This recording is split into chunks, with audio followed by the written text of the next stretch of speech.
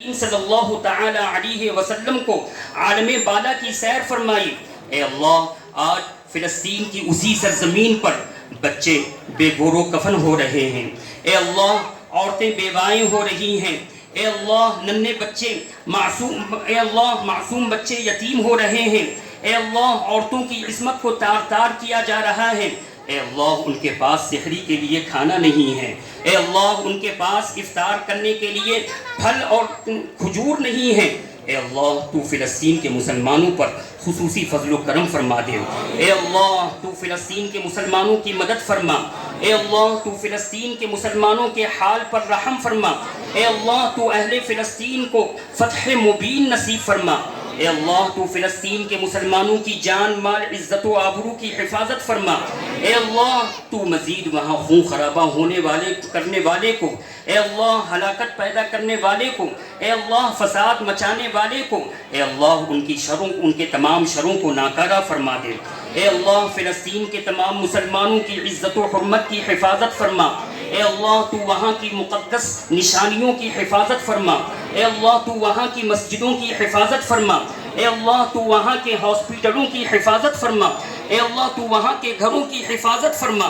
اے اللہ، تجھے تیرے حبیب کا وسیلہ، اے اللہ فلسطین کے نوجوانوں کی حفاظت فرما۔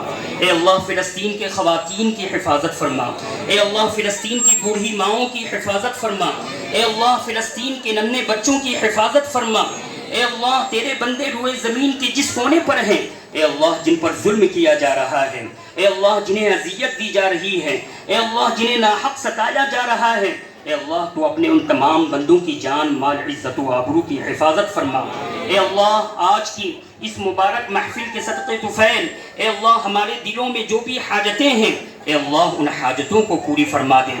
اے اللہ، کل ہم سے کسی نے اپنی بیمار والدہ کے لیے دعا کی درخواست کی، کسی نے بیمار والد کے لیے دعا کی درخواست کی، کسی نے اپنی بیمار بہن کے لیے دعا کی درخواست کی، کسی نے اپنے بھائی اور اپنے بچے کے لیے دعا کی درخواست کی، کسی نے اپنے کنواری بہن کی شادی کے لیے بہترین مناسب رشتے کے لیے درخواست کی۔ اے اللہ، تو تمام کے احوال سے واقف ہے۔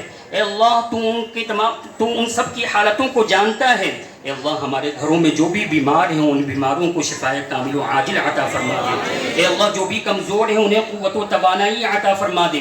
اے اللہ، جو بھی بے سہارا ہیں انہیں سہارا نصیب فرما دے۔ اے اللہ، ہم سبوں کو جب تک زندہ رکھ، اسلام کے ساتھ زندہ رکھ، اور اے اللہ جب جھانکنے کا وقت ہو تو خاتمہ ایمان کے ساتھ ہو۔ اے اللہ، تو ہم سبوں کے قبر کے منزلوں کو آسان فرما دے۔